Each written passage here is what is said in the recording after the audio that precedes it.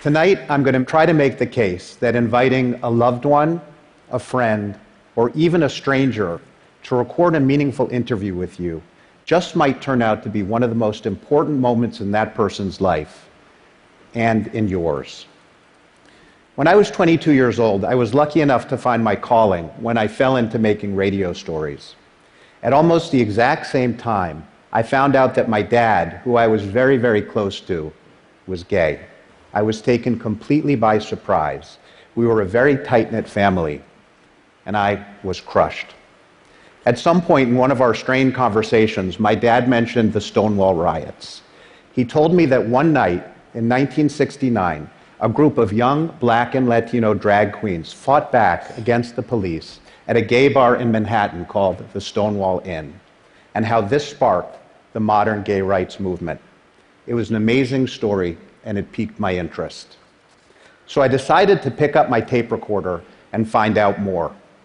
With the help of a young archivist named Michael Shirker, we tracked down all of the people we could find who had been at the Stonewall Inn that night. Recording these interviews, I saw how the microphone gave me the license to go places I otherwise never would have gone and talk to people I might not otherwise ever have spoken to. I had the privilege of getting to know some of the most amazing, fierce, and courageous human beings I had ever met. It was the first time the story of Stonewall had been told to a national audience. I dedicated the program to my dad. It changed my relationship with him, and it changed my life. Over the next 15 years, I made many more radio documentaries, working to shine a light on people who are rarely heard from in the media. Over and over again, I'd see how the simple act of being interviewed could mean so much to people, particularly those who'd been told that their stories didn't matter. I could literally see people's backs straighten as they started to speak into the microphone. In 1998, I made a documentary about the last flophouse hotels on the Bowery in Manhattan. Guys stayed up in these cheap hotels for decades. They lived in cubicles the size of prison cells, covered with chicken wire so you couldn't jump from one room into the next. Later, I wrote a book on the men with the photographer Harvey Wang. I remember walking into a flophouse with an early version of the book and showing one of the guys his page. He stood there staring at it in silence. Then he grabbed the book out of my hand and started running down the long, narrow hallway, holding it over his head, shouting, "I exist! I exist."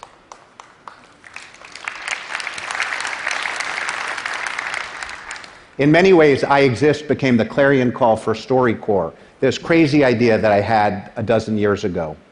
The thought was to take documentary work and turn it on its head. Traditionally, broadcast documentary has been about recording interviews to create a work of art or entertainment or education that's seen or heard by a whole lot of people. But I wanted to try something where the interview itself was the purpose of this work, and see if we could give many, many, many people the chance to be listened to in this way. So in Grand Central Terminal, 11 years ago, we built a booth where anyone can come to honor someone else by interviewing them about their life. You come to this booth and you're met by a facilitator who brings you inside. You sit across from, say, your grandfather for close to an hour, and you listen and you talk. Many people think of it as, if this was to be our last conversation, what would I want to ask of and say to this person who means so much to me? At the end of the session, you walk away with a copy of the interview, and another copy goes to the American Folklife Center at the Library of Congress, so that your great-great-great-grandkids can someday get to know your grandfather through his voice and story. So we open this booth in one of the busiest places in the world and invite people to have this incredibly intimate conversation with another human being. I had no idea if it would work. But from the very beginning, it did. People treated the experience with incredible respect, and amazing conversations happened inside. I want to play just one animated excerpt from an interview recorded at that original Grand Central booth. This is 12-year-old Joshua Littman interviewing his mother, Sarah. Josh has Asperger's syndrome. As you may know, kids with Asperger's are incredibly smart, but have a tough time socially. They usually have obsessions. In Josh's case, it's with animals. So this is Josh talking with his mom, Sarah, at Grand Central 9 years ago.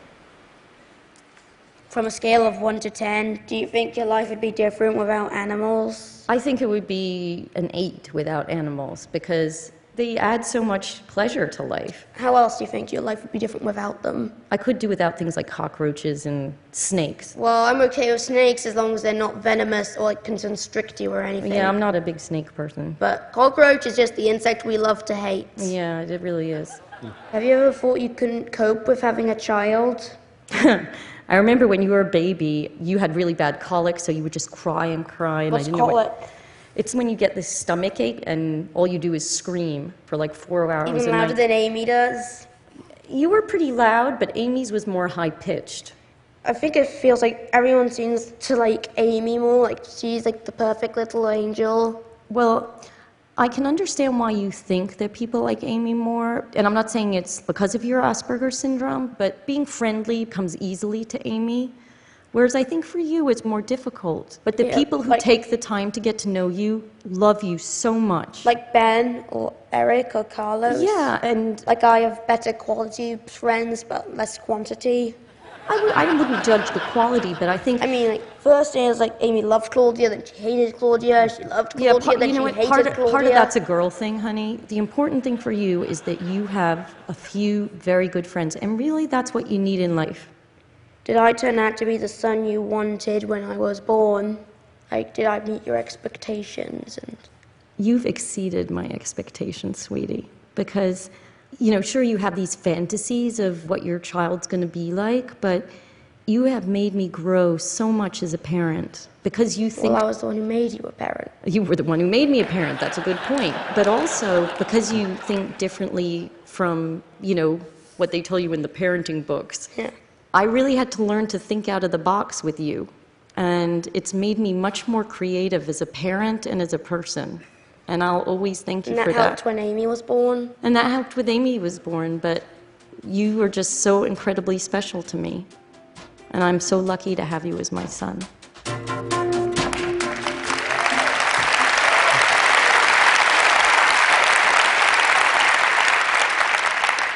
After this story ran on public radio, Josh received hundreds of letters telling him what an amazing kid he was. His mom, Sarah, bound them together in a book, and when Josh got picked on at school, they would read the letters together. I just want to acknowledge that two of my heroes are here with us tonight, Sarah Littman and her son Josh, who is now an honors student in college. You know, a lot of people talk about crying when they hear StoryCorps stories.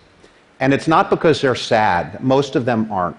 I think it's because you're hearing something authentic and pure at this moment when sometimes it's hard to tell what's real and what's an advertisement. It's kind of the anti-reality TV. Nobody comes to StoryCorps to get rich. Nobody comes to get famous. Simply an act of generosity and love. So many of these are just everyday people talking about lives lived with kindness, courage, decency, and dignity. And when you hear that kind of story, it can sometimes feel like you're walking on holy ground. So this experiment in Grand Central worked, and we expanded across the country. Today, more than 100,000 people in all 50 states and thousands of cities and towns across America have recorded StoryCorps interviews. It's now the largest single collection of human voices ever gathered.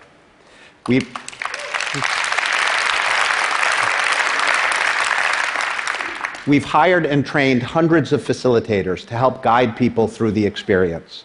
Most serve a year or two with StoryCorps, traveling the country, gathering the wisdom of humanity. They call it bearing witness. And if you ask them, all of the facilitators will tell you that the most important thing they've learned from being present during these interviews is that people are basically good. And I think for the first years of StoryCorps, you could argue that there was some kind of a selection bias happening. But after tens of thousands of interviews with every kind of person in every part of the country, rich, poor, 5 years old to 105, 80 different languages across the political spectrum, you have to think that maybe these guys are actually onto something. I've also learned so much from these interviews. I've learned about the poetry and the wisdom and the grace that can be found in the words of people all around us when we simply take the time to listen. Like this interview between a betting clerk in Brooklyn named Danny Peraza, who brought his wife Annie to StoryCorps to talk about his love for her. You see, the thing of it is, I always feel guilty when I say I love you to you, and I say it so often. I say it to remind you that as dumpy as I am, it's coming from me. It's like hearing a beautiful song from a busted old radio. And it's nice of you to keep the radio around the house. If I don't have a note on the kitchen table, I think there's something wrong. You write a love letter to me every morning. Well, the only thing that could possibly be wrong is I couldn't find a silly pen. To my princess, the weather out today is extremely rainy. I'll call you at 11:20 in the morning. It's a romantic weather report. And I love you, I love you, I love you. When a guy is happily married, no matter what happens at work, no matter what happens in the rest of the day, there's a shelter when you get home. There's a knowledge, knowing that you can hug somebody without them throwing you downstairs and saying, "Get your hands off me." And being married is like having a color television set. You never want to go back to black and white. Danny was about 5 feet tall with crossed eyes and one single snaggle tooth. But Danny Peraza had more romance in his little pinky than all of Hollywood's leading men put together. What else have I learned? I've learned about the almost unimaginable capacity for the human spirit to forgive. I've learned about resilience, and I've learned about strength. Like an interview with O'Shea Israel and Mary Johnson. When O'Shea was a teenager, he murdered Mary's only son, Loranium Byrd, in a gang fight. A dozen years later, Mary went to prison to meet O'Shea and find out who this person was who had taken her son's life. Slowly and remarkably, they became friends. And when he was finally released from the penitentiary, O'Shea actually moved in next door to Mary.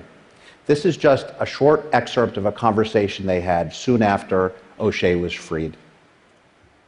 My natural son is no longer here. I didn't see him graduate. Now you're going to college. I'll have the opportunity to see you graduate. I didn't see him get married. Hopefully one day I'll be able to experience that with you. Just to hear you say those things and to be in my life in the manner that which you are is my motivation. It motivates me to make sure that I stay on the right path. You still believe in me. And the fact that you can do it despite how much pain I cause you, it's amazing. I know it's not an easy thing, to be able to share our story together, even with us sitting here looking at each other right now. I know it's not an easy thing. So I admire that you can do this. I love you, lady. I love you too, son.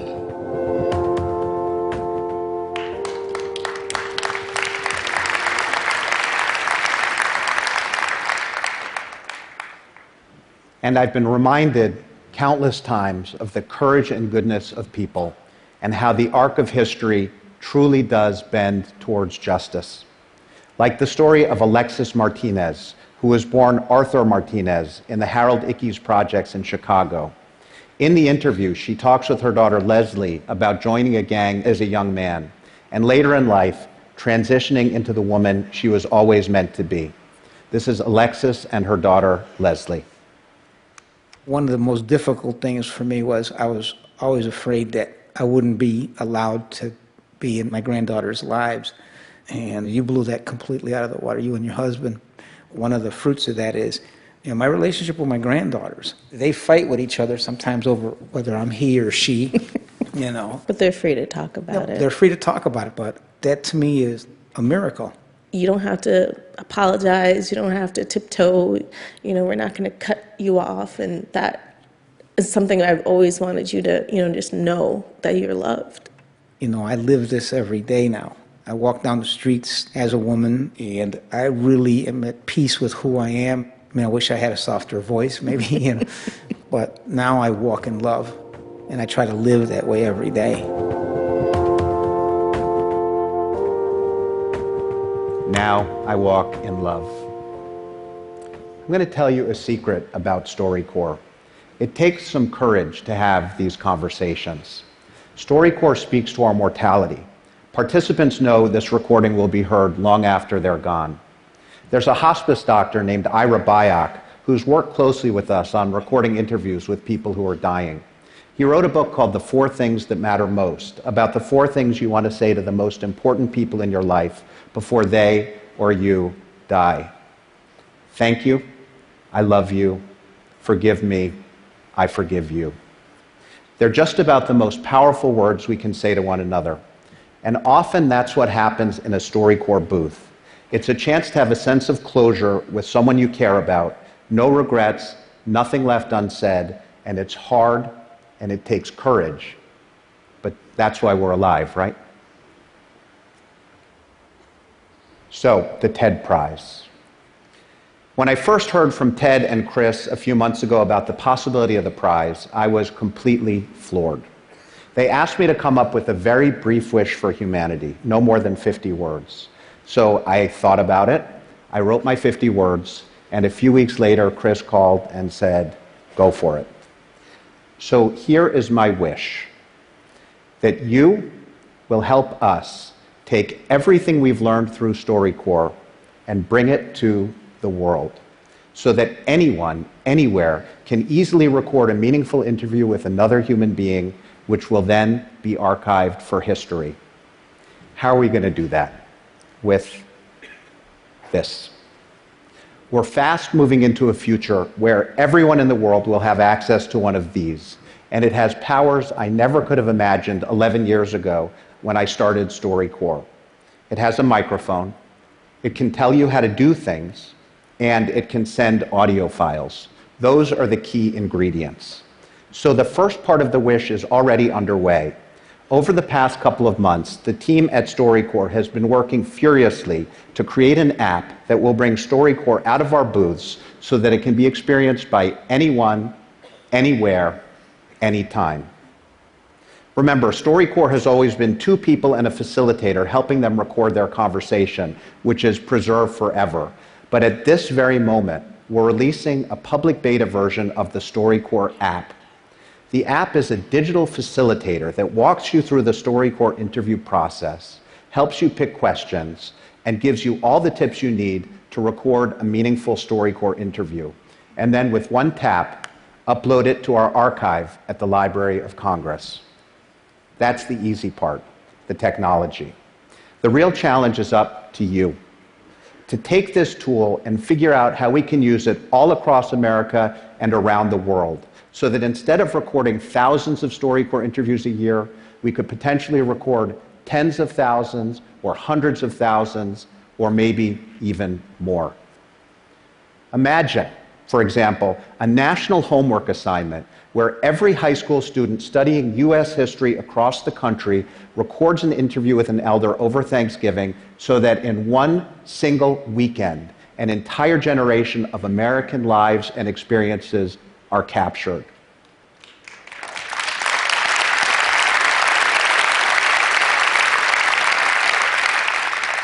Or imagine mothers on opposite sides of a conflict somewhere in the world sitting down not to talk about that conflict, but to find out who they are as people, and in doing so begin to build bonds of trust. Or that someday it becomes a tradition all over the world that people are honored with a StoryCorps interview on their 75th birthday. Or that people in your community go into retirement homes or hospitals or homeless shelters or even prisons armed with this app to honor the people least heard in our society and ask them who they are, what they've learned in life, and how they want to be remembered.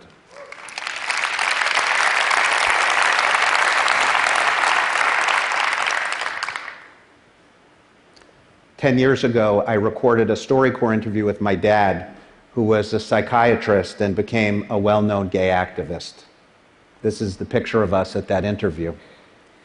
I never thought about that recording until a couple of years ago, when my dad, who seemed to be in perfect health and was still seeing patients 40 hours a week, was diagnosed with cancer.